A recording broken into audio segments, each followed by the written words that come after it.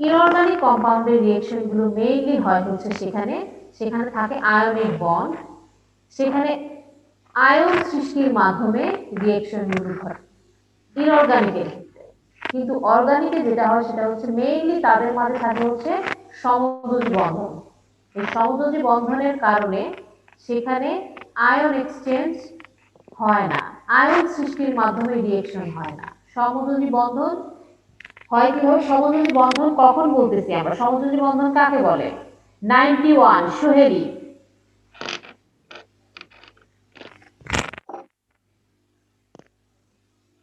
91 সোহেলি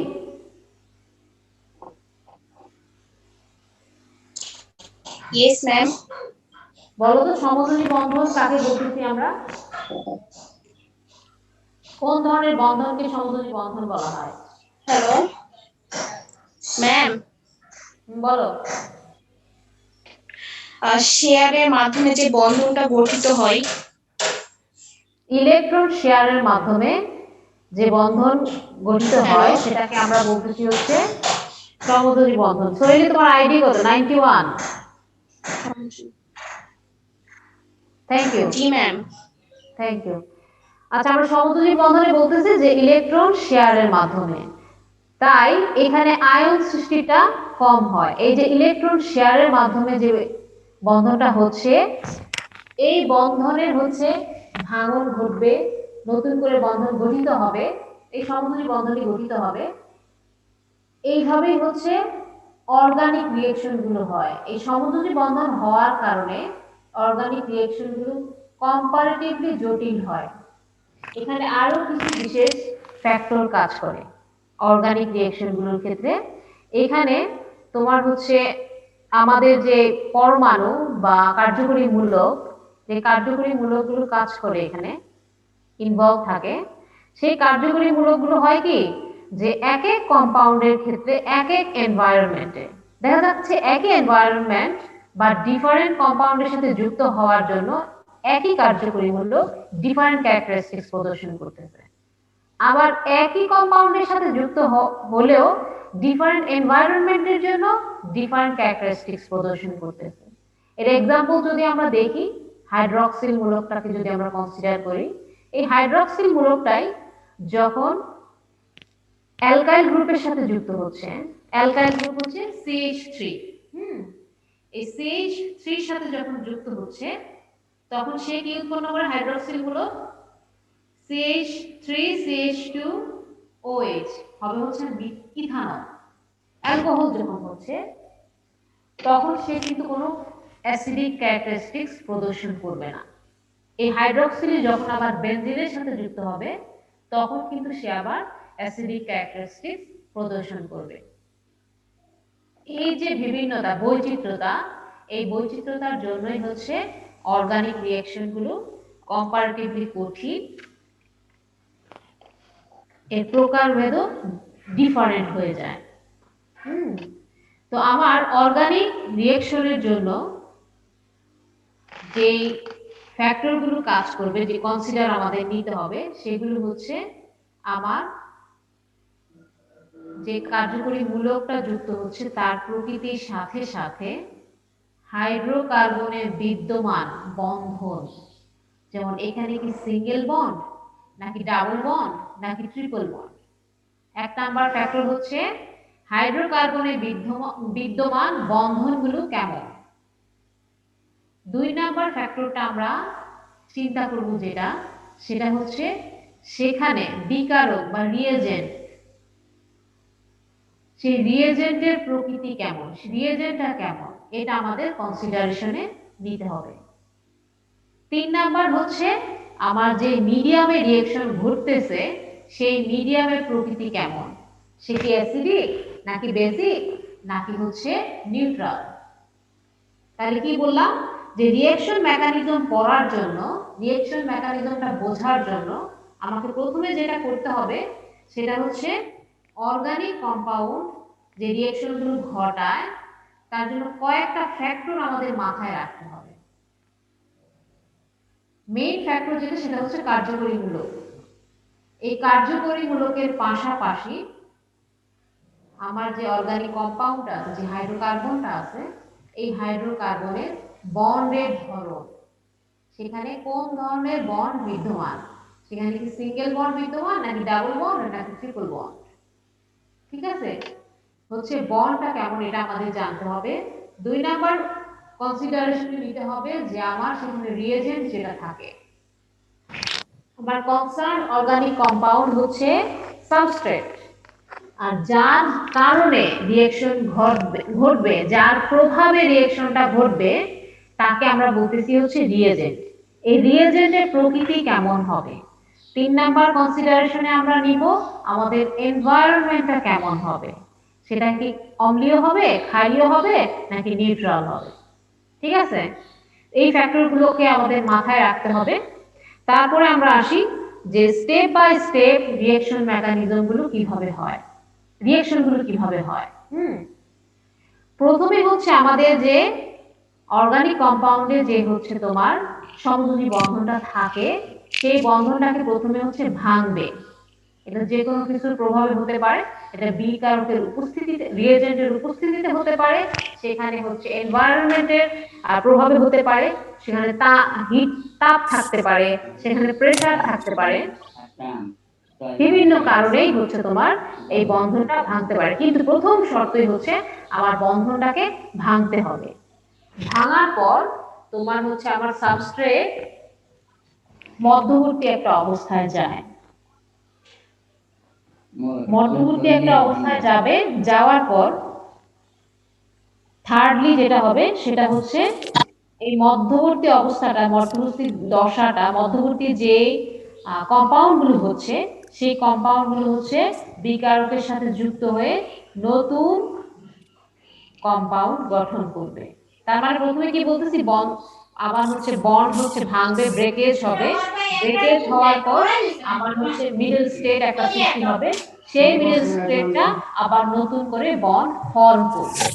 তিনটা স্টেপ, এই তিনটা স্টেপকে স্টেপ বাই স্টেপ পর্যায়ক্রমিকভাবে টোটালি বলা হচ্ছে রিঅ্যাকশন মেকানিজম। কোনো একটা রিঅ্যাকশনের স্টেপ বাই স্টেপ প্রসেসটাই হচ্ছে রিঅ্যাকশন মেকানিজম। নাবিলা ইসলাম। তোমরা সবাই মিউট করে নাও। মিস আবার একটু বলবেন, আওয়াজে ক্লিয়ার হয়নি। সেটা হচ্ছে কি, আমরা কি বলতেছিলাম, রিঅ্যাকশন মেকানিজম। রিঅ্যাকশন মেকানিজমের ক্ষেত্রে আমরা অর্গানিক কম্পাউন্ডগুলো আমরা বলতেছিলাম 3টা স্টেপে রিঅ্যাকশনে যায়। প্রথমে হচ্ছে তাদের যে সমযোজী বন্ধনটা থাকে, সেই বন্ধনটাকে হচ্ছে তারা ভাঙে। প্রথমে হচ্ছে বন্ড ব্রেকেজ হয়, ক্লিভেজ হয়। ক্লিভেজ হওয়ার পর সেকেন্ড স্টেজে হয় হচ্ছে তাদের একটা মিডল অবস্থার সৃষ্টি হয়, মিডল স্টেট সৃষ্টি হয়, মধ্যবর্তী একটা অবস্থার সৃষ্টি হয়। সৃষ্টি হওয়ার পর থার্ড স্টেপে গিয়ে হচ্ছে তারা আমাদের যে রিএজেন্ট থাকে, বিকারক থাকে, তাদের সাথে যুক্ত হয়ে নতুন একটা কম্পাউন্ড গঠন করে। 3টা স্টেপ। এই যে স্টেপ বাই স্টেপ কোনো একটা রিঅ্যাকশনের স্টেপ বাই স্টেপ প্রসেস, এই প্রসেসটাকেই বলা হচ্ছে রিঅ্যাকশন মেকানিজম, ঠিক আছে। আমাদের যদি বলা হয় রিঅ্যাকশন মেকানিজম কি, তাহলে আমরা সহজেই বলতে পারবো যে step by step process, organic রিঅ্যাকশনের স্টেপ বাই স্টেপ প্রসেসকে বলা হচ্ছে রিঅ্যাকশন মেকানিজম। এটা যে কোনো রিঅ্যাকশন হতে পারে, যে কোনো রিঅ্যাকশনের প্রত্যেকটা ইন্ডিভিজুয়াল রিঅ্যাকশনের মেকানিজম ইন্ডিভিজুয়াল হবে, ঠিক আছে। আমাদের রিঅ্যাকশন মেকানিজমটা জানতে হবে কেন, সেটা আমরা প্রথমেই বলে দিছি। সেটা হচ্ছে আমাদের দেখা যাচ্ছে নেচারে আমাদের একটা কম্পাউন্ড আছে যেটা আমাদের সিনথেটিক্যালি প্রোডিউস করার দরকার হতে পারে। তো এই যে সিনথেটিক্যালি প্রোডিউস আমরা ল্যাবরেটরিতে যেন করতে পারি, বা কোনো যে কোনো কিছু আমরা প্রোডিউস করতে, রিঅ্যাকশন ঘটাচ্ছি, রিঅ্যাকশন করতে যাচ্ছি, তখন তার যে ফ্যাক্টরগুলো বললাম অর্গানিক রিঅ্যাকশনের, যে তার কার্যকরীমূলক, তাতে হাইড্রোকার্বনের বিদ্যমান বন্ড, তারপর সেখানে রিঅ্যাজেন্টের প্রকৃতি, এনভায়রনমেন্টের উপর ভিত্তি করে পরবর্তী স্টেপ কি হবে তা যেন আমরা আগেই বুঝতে পারি, পরবর্তী স্টেপটা কি হবে সেটা আমরা যেন আগেই জানতে পারি, এখানকার প্রোডাক্ট কি হবে, বাই প্রোডাক্ট কি হবে তা যেন আমরা আগেই গেস করতে পারি, এটার জন্যই হচ্ছে আমাদের রিঅ্যাকশন মেকানিজম গুলো জানতে হবে। ঠিক আছে, তাহলে আমরা স্টেপ বাই স্টেপ যাই। রিঅ্যাকশনগুলো স্টার্ট করার আগে আমাদের হচ্ছে আমরা স্টেপগুলো জেনে নেই। প্রথম স্টেপ আমরা বলছিলাম হচ্ছে আমাদের জানতে হবে বন্ড ব্রেকেজ। অর্গানিক কম্পাউন্ডের বন্ড ব্রেকেজটাই হচ্ছে আমাদের জানতে হবে। তাদের যে কোভ্যালেন্ট বন্ডের ক্লিভেজটা হচ্ছে আমরা ফার্স্ট স্টেপে জানবো। এখানে এইটা নিয়ে আমাদের হচ্ছে আলাদা একটা চ্যাপ্টার আছে অর্গানিক কেমিস্ট্রি। এই চ্যাপ্টারটা তোমাদের সুতি ম্যাডাম পড়াবে, ঠিক আছে? কিন্তু যেহেতু আমাদের রিঅ্যাকশনটা ম্যাডাম, আমি যতদূর জানি ম্যাডাম এখন তোমাদের এই চ্যাপ্টারটা শুরু করেন নাই, উনি শুরু করবেন, খুব দ্রুতই শুরু করবেন, তখন তোমরা আরো ভালোভাবে বুঝতে পারবা। কিন্তু যেহেতু আমরা স্টার্ট করে দিচ্ছি আমাদের রিঅ্যাকশন পড়া, সেহেতু আমাদের যতটুকু না জানলেই নয়, অতটুকুই আমরা এখানে জানার চেষ্টা করব, ঠিক আছে? আমরা এখানে দেখবো হচ্ছে রিঅ্যাকশন মেকানিজমে রিঅ্যাকশনে কিভাবে তোমার হচ্ছে কোভ্যালেন্ট বন্ডগুলো, সমযোজী বন্ধনগুলো ভাঙে, সেই জিনিসটা আমরা জানবো। ভাঙার পরে ঠিক যেভাবে ভাঙে ঠিক একই উপায়ে সেটা গড়েও ঠিক একই উপায়ে, তাই আমরা প্রথমে ভাঙাটাই জানার চেষ্টা করি, ঠিক আছে? ভাঙার ধরন হচ্ছে দুই ধরনের, একটা হচ্ছে সিমেট্রিক্যাল বা হোমোলাইটিক, আরেকটাকে আমরা বলতেছি আনসিমেট্রিক্যাল বা হেটেরোলাইটিক। একটা হচ্ছে সিমেট্রিক্যাল, একটা হচ্ছে আনসিমেট্রিক্যাল। এখন সিমেট্রিক্যাল কি? সিমেট্রিক্যাল বা হোমোলাইটিক এই শব্দটা শুনে আমরা কি বুঝতে পারতেছি? ম্যাম পারবো। পারবা? কে তুমি, সাজ্জাদ? না ম্যাম, হাবিবুল্লাহ। হ্যাঁ, বলো তোমার পরিচয় দাও, পরিচয় দিয়ে বলো হোমোলাইটিকটা বুঝে শব্দটা শুনে আমরা কি বুঝতে পারতেছি? ম্যাম আমি Habibullah, section D, roll ID 20022550। মানে 250? জি ম্যাম। হ্যাঁ 250। হাবিব বলো।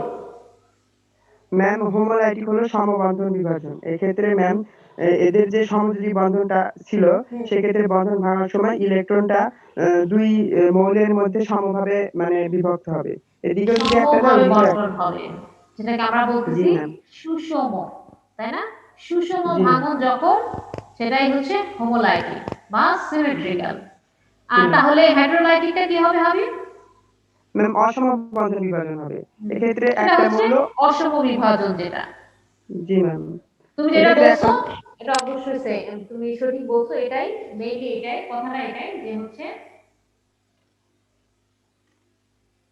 কথাটা এটাই হচ্ছে যে সিমেট্রিক্যাল বা হোমোলাইটিকে হচ্ছে সুষম ভাঙন হবে, আর আনসিমেট্রিক্যাল বা হেটেরোলাইটিকে হবে অসম, বিষম বা অসম। হ্যাঁ, হোমোলাইটিকে যেটা হয় সমযোজী বন্ধনে যেভাবে সমযোজী বন্ধনটা হয় সেটা হচ্ছে কি ইলেকট্রন শেয়ারের মাধ্যমে।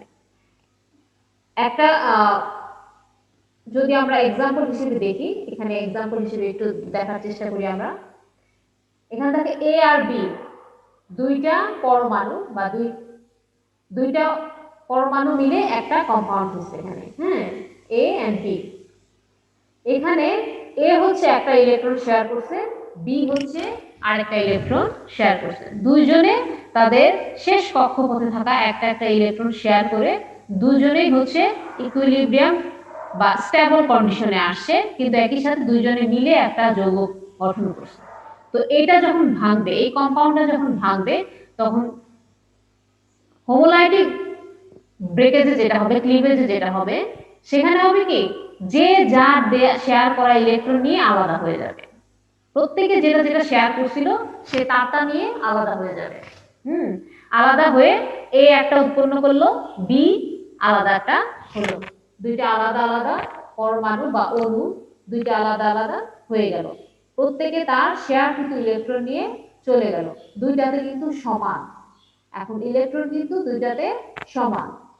শেষ কক্ষপথের কথা আমি বলতেছি, ঠিক আছে? এই যে উৎপন্ন হলো, এগুলোকে এক একটাকে বলা হচ্ছে, এই যে এটাই হচ্ছে কিন্তু মিডল অবস্থা, ঠিক আছে?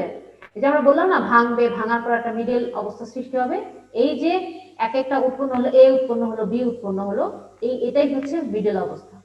এই যে এক একটা উৎপন্ন হলো, এই এক একটাকে তাদের এই মিডল অবস্থায় এক একটা নাম বলা হচ্ছে ফ্রি রেডিক্যাল। সুষম ভাঙনের মাধ্যমে যে পরমাণুদ্বয় বা অণুদ্বয় সৃষ্টি হয়, তাদেরকে বলা হচ্ছে free free radical. Free radical কিন্তু কখনো চার্জ যুক্ত না এবং তারা আয়নিক না। কেন?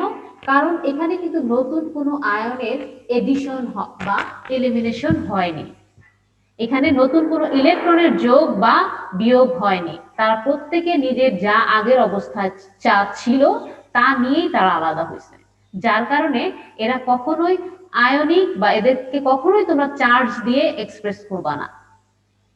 ঠিক আছে, তাদেরকে কখনোই চার্জ দিয়ে এক্সপ্রেস করা যাবে না। যে কোনো রিয়েকশন যখন তোমরা লিখতে যাবা তোমরা খুব কেয়ারফুল হবা। এটা যদি সুষম ভাঙন হয়, সুষম ভাঙনে যা উৎপন্ন হবে, মিডল অবস্থা যা সৃষ্টি হবে, তাকে কখনোই তোমরা পজিটিভ বা নেগেটিভ চার্জ দিয়ে এক্সপ্রেস করতে পারবা না, কারণ তারা কিন্তু চার্জ যুক্ত না। তাদের থাকা এই যে আমরা যে রেড ডটটা দেখতে পাচ্ছি, ব্লু ডটটা দেখতে পাচ্ছি, এরা কিন্তু তাদের নিজেদের ইলেকট্রন। হ্যাঁ, এটা হচ্ছে এগুলোকে বলা হচ্ছে ফ্রি রেডিকেল। ফ্রি রেডিকেলের ক্যারেক্টারিস্টিক্স কি? ফ্রি রেডিকেলের ক্যারেক্টারিস্টিক তোমরা লিখো। ফ্রি রেডিকেলের ক্যারেক্টারিস্টিক্স হচ্ছে এটা কখনোই আয়নিত বা চার্জ যুক্ত হয় না। এটা হবে হচ্ছে তোমার সব সময় এটা হচ্ছে ক্ষণস্থায়ী এবং খুবই সক্রিয়, অ্যাক্টিভ। তারা খুবই রিঅ্যাক্টিভ হবে এবং তারা হবে আনস্টেবল, ক্ষণস্থায়ী। এবং 3 নাম্বার, তাদের টেন্ডেন্সি থাকবে নতুন অন্য কোনো ফ্রি রেডিকেল বা চার্জযুক্ত আয়নের সাথে যুক্ত হয়ে স্টেবল কন্ডিশনে যাওয়ার টেন্ডেন্সি তাদের থাকবে। ঠিক আছে, তাহলে ফ্রি রেডিকেলের ক্যারেক্টারিস্টিক্স আমরা 3টা বলতেছি। এরা হচ্ছে কখনোই চার্জযুক্ত বা আয়নিত হবে না, এরা হচ্ছে খুবই রিঅ্যাক্টিভ এবং তারা হবে আনস্টেবল, এবং তারা তাদের 3 নাম্বার হচ্ছে তাদের টেন্ডেন্সিটা থাকবেই অন্য কোনো ফ্রি রেডিকেল মূলক, অন্য কোনো কার্যকরী গ্রুপ অথবা আয়ন অথবা অণু থেকে ইলেকট্রন নিয়ে স্টেবল কন্ডিশনে যাওয়া। ঠিক আছে, এখন এই বিভাজনটার ক্ষেত্রে একটা জিনিস খেয়াল করো, খুব কেয়ারফুলি খেয়াল করে দেখো, এই যে এ আর বি, এ আর বি মাঝে যে ইলেকট্রনটা তারা নিয়ে নিচ্ছে, তাদের নিজেদের শেয়ারকৃত ইলেকট্রনটা নিয়ে নিচ্ছে, এই জিনিসটাকে কিন্তু আমরা এক্সপ্রেস করছি হচ্ছে সিঙ্গেল হুক দিয়ে। হ্যাঁ, আমরা যে তীরটা দিছি, এখানে যে অ্যারোটা দিছি, দেখো অ্যারোটা একটা দিকে শুধু আছে, আরেকটা দিকে কিন্তু নাই। খুব কেয়ারফুল। যখন সুষম ভাঙন হবে তখন তোমরা যখন কোন রিঅ্যাকশন মেকানিজম, তোমাদের এই চ্যাপ্টারে প্রচুর রিঅ্যাকশন মেকানিজম শিখতে হবে, রিঅ্যাকশন লিখতে হবে, প্রতিটা স্টেপ বাই স্টেপ লিখতে হবে। যখন লিখবা, যখন তার মাঝে সুষম ভাঙন হবে, খুব কেয়ারফুল যে এখানে কিন্তু তোমাকে এই অ্যারোটা ব্যবহার করতে হবে। এই অ্যারোটাকে বলা হচ্ছে ফিশ হুক। এই যে আমরা বড়শি দিয়ে মাছ ধরি, বড়শির মাথায় দেখছো শুধু এক মাথায় একটু বাড়ানো থাকে, তাই না? এইখানেও দেখবা, এইখানেও দেখো ফিশ হুকের ন্যায় হচ্ছে আমরা এই অ্যারোগুলো দিচ্ছি। তাই সুষম ভাঙন দেখানোর ক্ষেত্রে যখন ফ্রি রেডিকেল উৎপন্ন হয় তখন সব সময় এই ফিশ হুক টাইপ অ্যারো দিয়ে এক্সপ্রেস করতে হবে। এখানে যদি তুমি আমাদের যে নরমাল অ্যারো সেটা দিয়ে দাও তাহলে কিন্তু ভুল হয়ে যাবে, তোমার রিঅ্যাকশন কিন্তু ভুল হয়ে যাবে। ঠিক আছে, এই চ্যাপ্টারে মার্কস পাওয়া খুব সহজ, আবার একই সাথে মার্কস পাওয়া খুব কঠিন। তুমি ম্যাথমেটিক্সের মতো, তুমি সুন্দর করে রিঅ্যাকশনটা লিখতে পারলে, সবকিছু ঠিক মতো লিখতে পারলে তোমাকে ফুল মার্কস দিতে বাধ্য। আবার যদি এই যে ভুল হচ্ছে, এটা কিন্তু মেজর ভুল, এই ভুলে কোনো স্যার তোমার পুরো রিঅ্যাকশন কেটেও দিতে পারে, কারণ সে তো বুঝলোই না যে তার এখানে রিঅ্যাকশনের ফার্স্ট স্টেপটাই সে বুঝলো না যে এই ভাঙনটা কোন ধরনের ভাঙন হচ্ছে, সেটা ধরতেই পারলো না। তো এখানে তোমরা কেয়ারফুল থাকবা যে হচ্ছে আমার রিঅ্যাকশনের প্রথম স্টেপে সে কি ফ্রি রেডিকেল উৎপন্ন করবে নাকি সে অন্য কিছু উৎপন্ন করবে, এটা আমাকে কেয়ারফুল থাকতে হবে এবং সে অনুযায়ী হচ্ছে আমাকে লিখতে হবে। তারপরে আমরা যাই হচ্ছে সেকেন্ড, যেটা আমরা করছিলাম সেটা হচ্ছে কি বলছিলাম, অ্যাসিমেট্রিক্যাল বা হেটেরোলাইটিক, মানে হচ্ছে বিষম ভাঙন। বিষম ভাঙনের ক্ষেত্রে যেটা হয় সেখানে হচ্ছে, এখানেও কিন্তু সেম সমযোজী বন্ধন ছিল, এ আর বি তাদের নিজস্ব ইলেকট্রন দিয়ে ইলেকট্রন শেয়ার করে তারা হচ্ছে তোমার সমযোজী বন্ধনটা গঠন করছিল। কিন্তু এখানে যেটা হয় সেটা হচ্ছে যে দুইটার মাঝে, এই যে এ আর বির মাঝে ইলেকট্রোনেগেটিভিটি কারো না কারো কম থাকবে, আবার কারো বেশি থাকবে। যখন এ আর বি এর ইলেকট্রোনেগেটিভিটি সিমিলার সেম, তখন সেখানে ভাঙনটা হবে হচ্ছে সুষম বা হোমোলাইটিক। আর যখনই হয় এর বেশি হচ্ছে অথবা এর কম হচ্ছে, তখনই হবে হচ্ছে হেটেরোলাইটিক। যার ইলেকট্রোনেগেটিভিটি বেশি সে করবে কি, ইলেকট্রনটাকে টেনে, শেয়ারকৃত ইলেকট্রন নিজেরটা তো নিবেই, অন্যেরটাও সে নিজের দিকে নিয়ে যাবে। নিয়ে গেলে এই মধ্যবর্তী যে দশা সৃষ্টি হয়, সেই দশাগুলোতে তোমার হচ্ছে একটা হবে পজিটিভ চার্জ, এ হবে পজিটিভ অর নেগেটিভ, আর বি হবে পজিটিভ অর নেগেটিভ। এটা ডিপেন্ড করবে তার ইলেকট্রোনেগেটিভিটির উপর। যদি ইলেকট্রোনেগেটিভিটি বেশি হয় তাহলে সে হবে নেগেটিভ চার্জ, আর যদি ইলেকট্রোনেগেটিভিটি কম হয় তাহলে সে হবে হচ্ছে পজিটিভ চার্জ। কি হবে এখানে, এখানে হচ্ছে যার নেগেটিভিটি বেশি সে শেয়ারকৃত সব ইলেকট্রন নিয়ে নিবে, নিয়ে সে আলাদা হয়ে যাবে। তো এইখানে যে পজিটিভ চার্জ যেটা উৎপন্ন হচ্ছে, এই এক্সাম্পলে যদি আমরা দেখি, পজিটিভ চার্জ উৎপন্ন হচ্ছে এ হচ্ছে পজিটিভ হয়ে গেছে, একে বলা হচ্ছে কার্বোক্যাটায়ন। আমরা কি অর্গানিক কম্পাউন্ড নিয়ে পড়তেছি, হাইড্রোকার্বন। তো হাইড্রোকার্বনে যখন পজিটিভ চার্জ হয় তখন সেই কার্বনকে বলা হচ্ছে কার্বনিয়াম বা কার্বোক্যাটায়ন। মাথায় রাখতে হবে, পজিটিভ চার্জ হচ্ছে কার্বনিয়াম বা কার্বোক্যাটায়ন। আর যখনই নেগেটিভ চার্জ হচ্ছে তখনই সেটাকে আমরা বলতেছি কার্বো অ্যানায়ন বা কার্বানায়ন। ঠিক আছে, কার্বোক্যাটায়ন অথবা কার্বো অ্যানায়ন। পজিটিভ চার্জ হলে কার্বোক্যাটায়ন আর নেগেটিভ চার্জ হলে হচ্ছে কার্বো অ্যানায়ন। এই যে এখনই সমস্যাটা, এখন তোমাদের আমি কার্বোক্যাটায়ন আর অ্যানায়নটা বুঝাবো। কার্বোক্যাটায়নকে যদি আমরা এক্সাম্পল হিসেবে দেখতে চাই,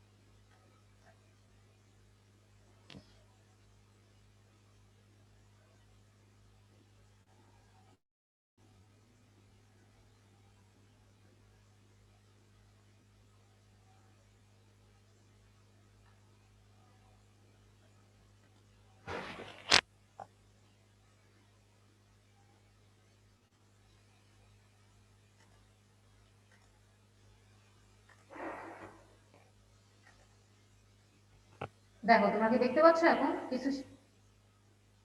আমি তো তোমাদের সবাইকে মিউট করে রাখছি, আমি শুনতেও পাচ্ছি না।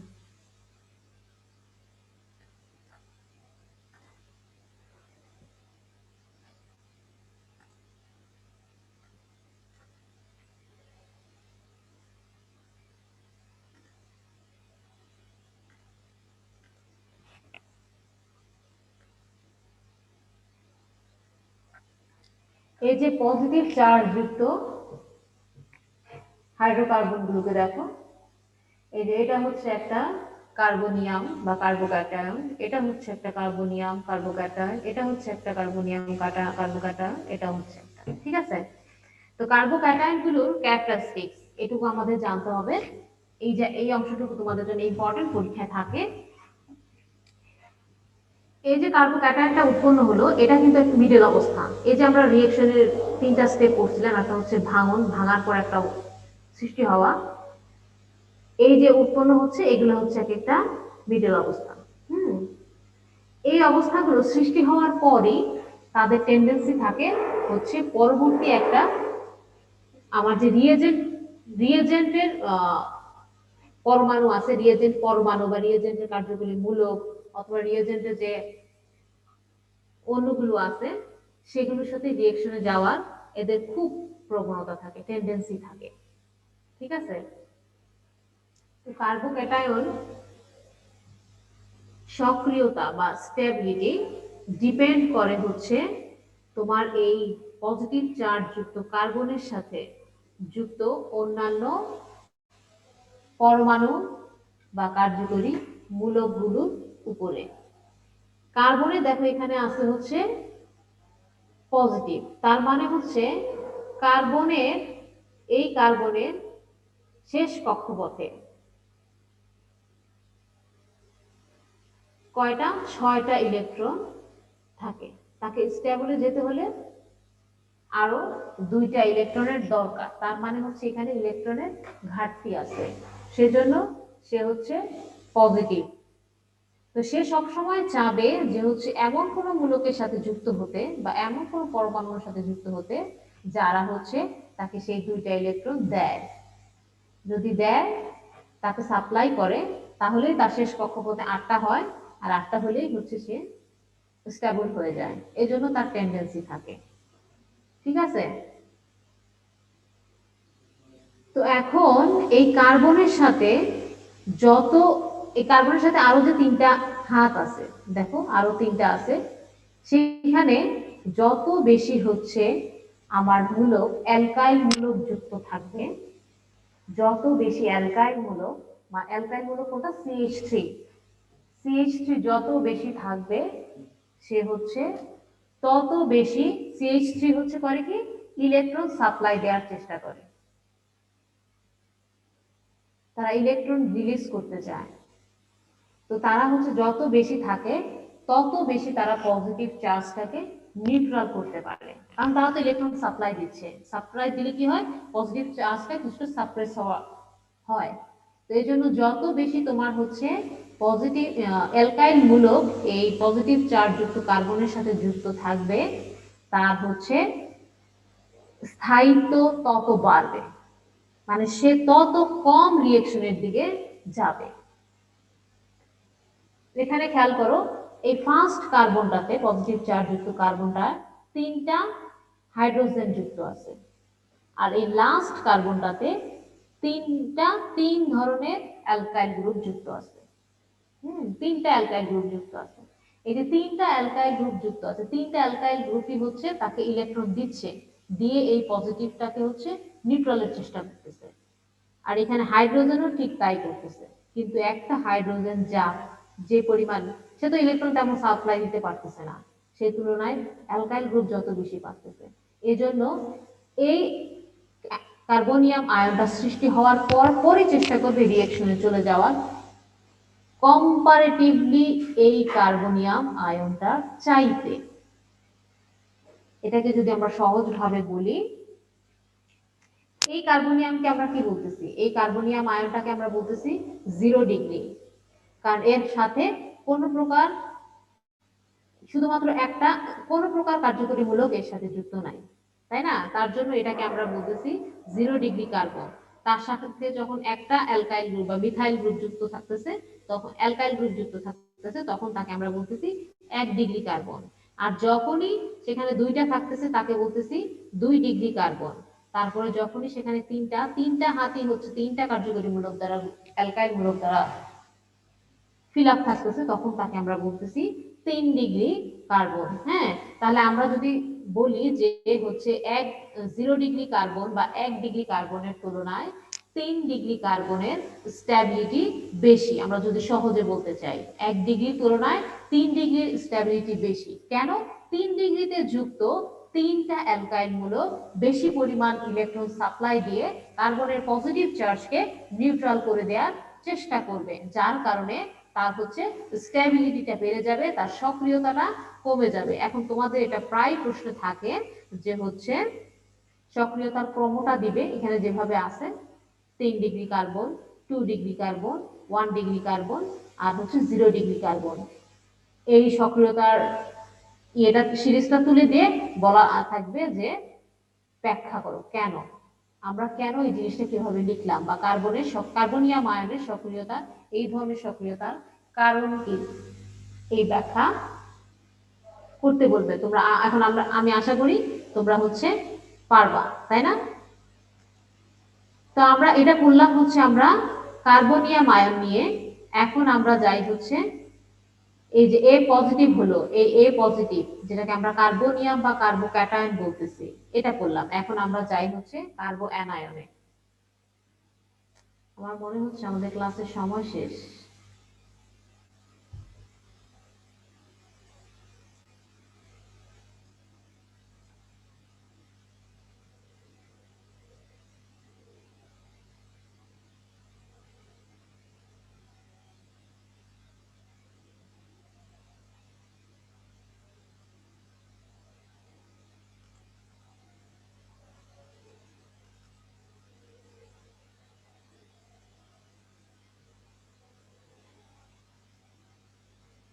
আচ্ছা, আমার 11টা বেজে গেছে, তো আমি হচ্ছে নেক্সট ক্লাসে আমরা আরো পড়বো, সেখানে আমরা আর একটু দ্রুত পড়ার চেষ্টা করব। আজকের ক্লাসে আসলে আমরা গল্প করে ফেলছি বেশি, আর সেই সাথে আমাদের পড়ার স্পিডটা কম ছিল। ঠিক আছে, আমি হচ্ছে